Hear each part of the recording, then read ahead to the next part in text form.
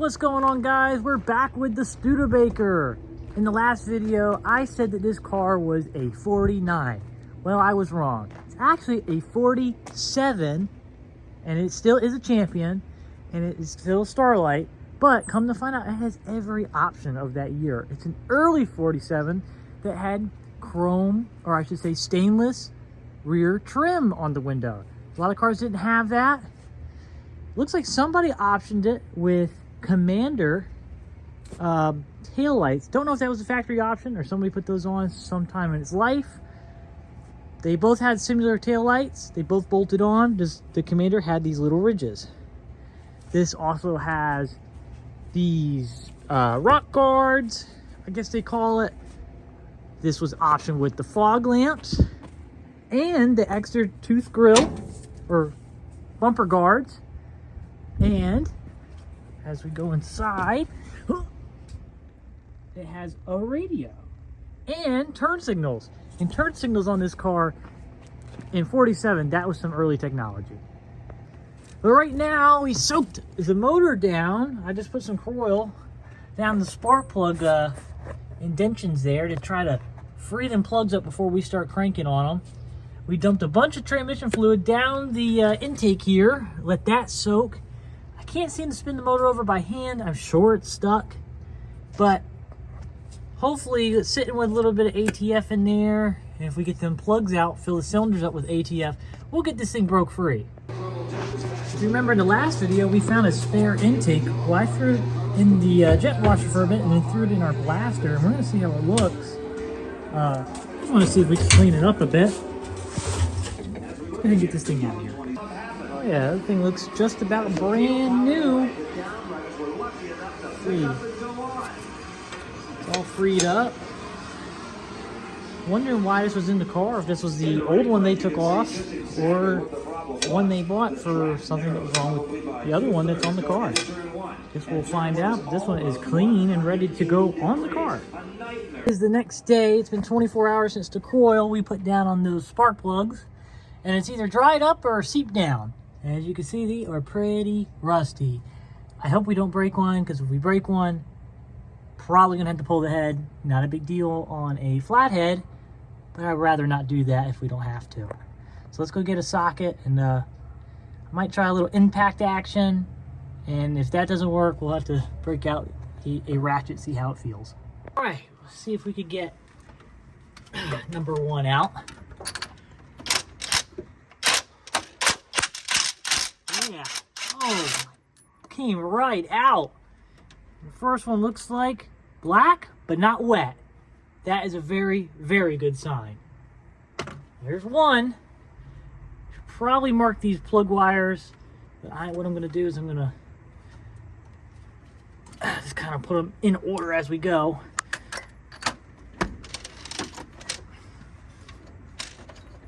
Get this on there. Number two. Looks dry. Go for number three.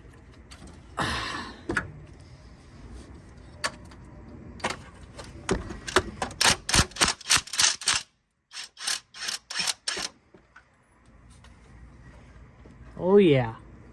Dry. Number four. Let's see. They are coming right out. Also dry.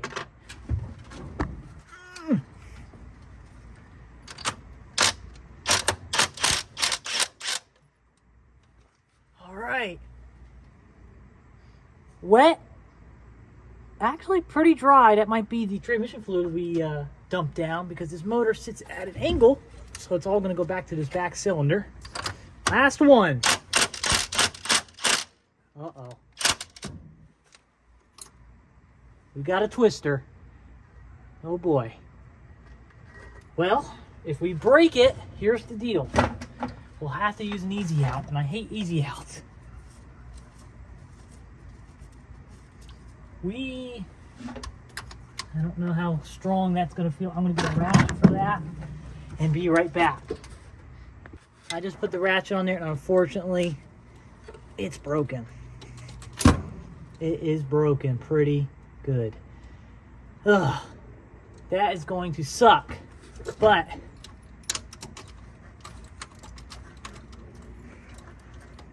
I guess 4 for 4 ain't too bad.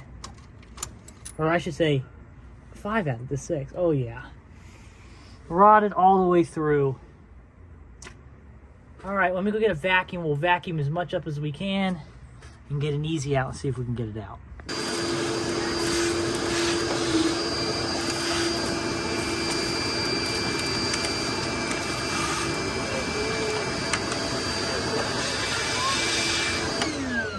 Right, we are gonna try to heat this thing up and use an easy out and get this thing out. Hopefully we can get it out. That would be very ideal. Whoa, not burn down the car. Whoa. Kind of hard to get the torch in here and not split it, light everything on fire. Oh, we might burn down the car. It can't get worse than what it is. Oh. Almost. We are almost. Look at that. Boom.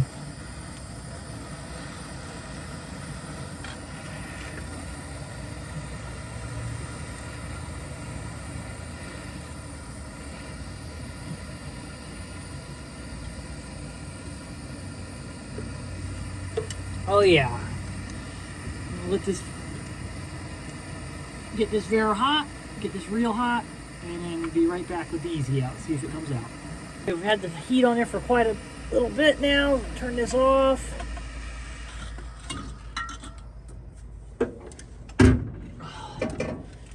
Get this easy out in there.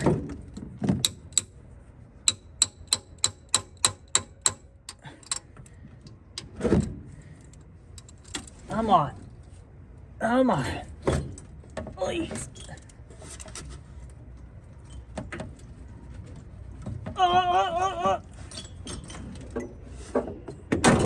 It is not wanting to let free. It's also hard working on your trailer. Oh, look at that. It came out. Look at that. I'm going to go ahead and get a vacuum up on that. Get that rust out of there. Oh, yeah.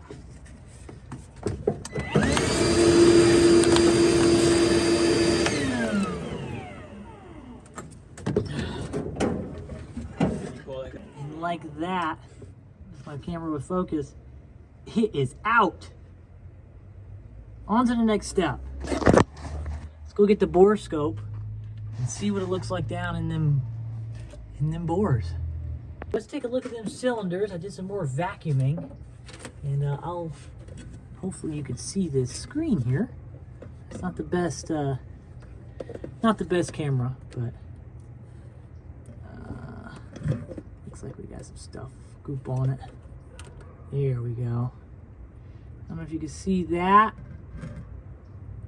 That is, and you can. I really need a new camera, but let's see if we can wait this out so you guys can see it. All right, let's take a look with this bore scope here with my little camera. I don't see too much rust. There is the side of the cylinder and the top of the piston.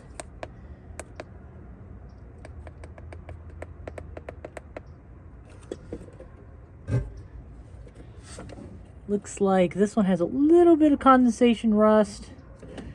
Nothing too crazy. That one's shiny. That's where all the transmission fluid went. Let's see. Another piston looks good. We have transmission fluid on that one. And this back one looks the worst. It's got some crud in there. But all in all, it's not full of water. And that's good. So, on to the next step. What we're going to do now is pour some transmission fluid down all the holes and let it sit for another day. Pour a little bit of ATF down every hole. Oh, that's a little much. Try to loosen some things up. Hopefully.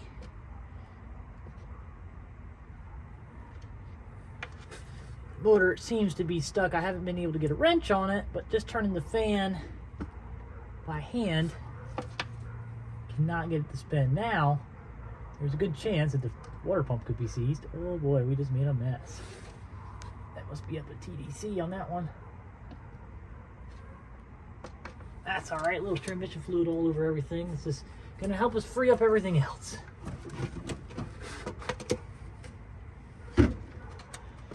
Free up them valves. What we're going to do now, just going to leave that there and let it drain. What we're going to do now is try to yank this radiator. I just noticed that it's got some weld on it. Doesn't look like it's the original radiator. It is for an old car, so at some point it's been changed, but it's only 2 bolts, looks like, holding it in. So we'll rip that out, and that'll give us access to that bottom crank bolt, if it's a bolt. Some motors don't have bolts, but it looks like there's a bolt down there. So, and then we can get a breaker bar on this thing and see if we can break her free. All right, I put up a little bit of a fight, but we did get the radiator out. There was some signs of antifreeze that came out of it, a couple little drops. That's a good sign. Maybe she's not cracked. We're gonna let that stuff sit overnight for another 24 hours, and tomorrow we'll get at that crank bolt, see if we can break this thing free. It's cold out here, so I am going in. So we'll pick up this video tomorrow afternoon. It is the next day working on the old Stude.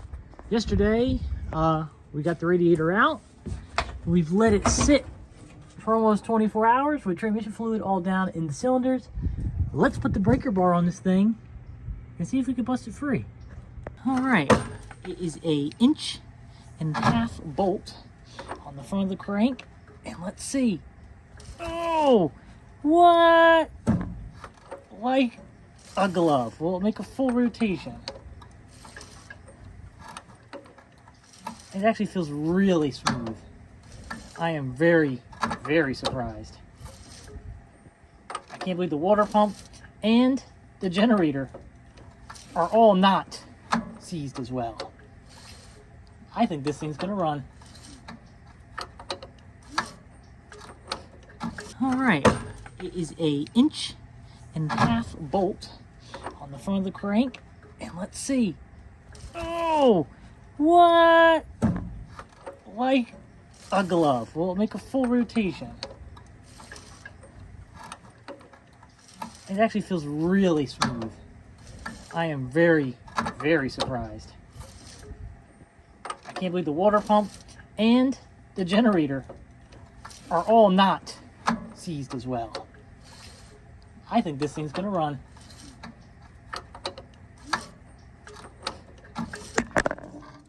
Oh. We were gonna try to see if the starter is gonna work. I disconnected the battery, and I'm just gonna try to jump the starter with 12 volts. These old 6-volt starters are wound with so much wire to 12 volts. Won't hurt it. We're just gonna see if we can get it to turn over.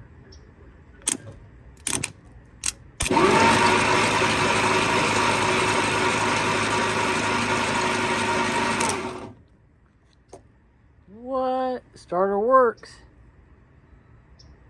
Have enough hands to film and do the compression test at the same time, but we went through all the cylinders and all of them have compression. A few were on a little low side, some had 60, some had a little lower, and we had one that had 180. It was the very back. Regardless, it has compression. This thing will run. In the video here, the next step we need to do is get a 6-volt battery in here and start chasing down some wires, making sure this thing will turn over with a key, or we might just, use the old hot wire trick. But we got to make sure it's getting spark as well. But the first step is getting that 6-volt battery and getting this thing turning over under basically its own juice instead of the jump box, 12-volt jump box. But like I said, it's got compression, and you only need 3 things to make these old cars run. That's compression, fuel, and spark. And we got the main one, and it's unstuck. This baby will be hitting the road very soon.